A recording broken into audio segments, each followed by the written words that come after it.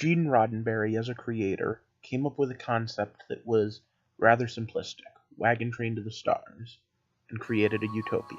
And welcome back to the heart of the stories we tell. I'm Rob, the host, and this is another look deep into what makes a story, a theory on storytelling by a storyteller who believes that every story has merit. And tonight's episode is... Star Trek isn't what it used to be, but maybe it never was exactly what you thought it was either. Now, I've been doing a lot of stuff about the Orville and even jokingly saying it's the new Star Trek because it's kind of like Star Trek Next Generation. I have not seen Discovery yet because I'm not paying for CBS All Access. I'm just not. I'm broke. I'm poor. I already pay for Netflix. I'm just not doing that. But other than that, I've seen every version of Trek. My father was a big fan of the original series, and I remember way back when I was a little kid, he used to watch it in reruns. I watched all of the movies, and, this is apocryphal because, it's totally not anyone else's, but number 4 was my favorite. But I've seen the new relaunch, and when Next Generation first came out, I didn't jump on right away. I didn't see Mission at Farpoint until I got it on VHS tape a few years later. But it was the first season, before Riker had his beard, that I jumped in. So I've been a fan for quite some time. And I still think of myself as one. But wait, before we go too far, what in general I do here is I talk about stories. I take them apart and put them back together again to discern how and why we tell them. And Star Trek's an interesting one. Now, if you're interested in helping me do so, I have a Patreon, and of course, if you can't afford that, because like I said, I know what it's like to be broke, just click that subscribe button and help me out. Star Trek, for me, were these 5 shows. Because again, I haven't seen the newer ones. It's the movies, too.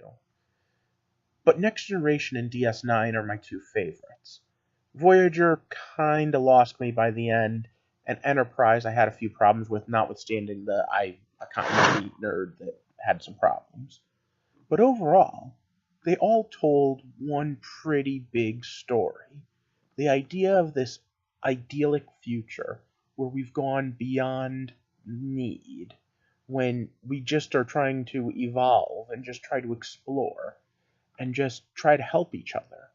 And it's a story you see told time and time again. Now, yes, they did change it here and there are retcons, and there are all sorts of continuity gaffes, even in my favorite series. And yeah, they redid the timeline into the Calvin timeline, where we have new movies, and my understanding is they're still working on a 4th one of those. So, there's that. Before the timeline switch, though, we had 2 series, Enterprise and Discovery. And like I said, I have not seen Discovery. I can only go by both the good and bad I've heard about it. But in general, Star Trek is Star Trek. And there are certain things that just pop with it. Now, I personally have been following the Orville, and I really like it, and I've been calling that the new Trek. But psychologically speaking, that's because it feels like the Next Generation, which was, again, one of my 2 favorites. And I don't want to get too much into the whole, well, why this, why that, at least not in this video. But coming up, what I'd like to do is I'd like to discuss good and bad ideas that Star Trek created, things that we brought into. And yeah, I could talk about the fact that it was very political and the fact that it was very open about things like race and sex, but I think I'm going to skip that because in general I don't like political conversations. And this is still me kind of branching out and not wanting to step on too many toes. I considered doing something about the tech and stuff, but other channels have already done that. So I'm going to look at 2 big points of their story. I'm going to talk about how their idealism is changed, specifically with Section 31, and I'm going to talk about the Prime Directive. And I think we'll start there next time. So for now, why don't you leave any comments down below about how you feel about Star Trek, how you feel about Section 31, and how you feel about the Prime Directive. And maybe you'll get a mention in one of those videos. But for now, I need to ask you to do those things that every video on YouTube asks you to do. So like and share, subscribe, and of course, a big shout out thank you to my Patreons. Next time, like I said, we're going to go a little more in depth into an individual Star Trek thing.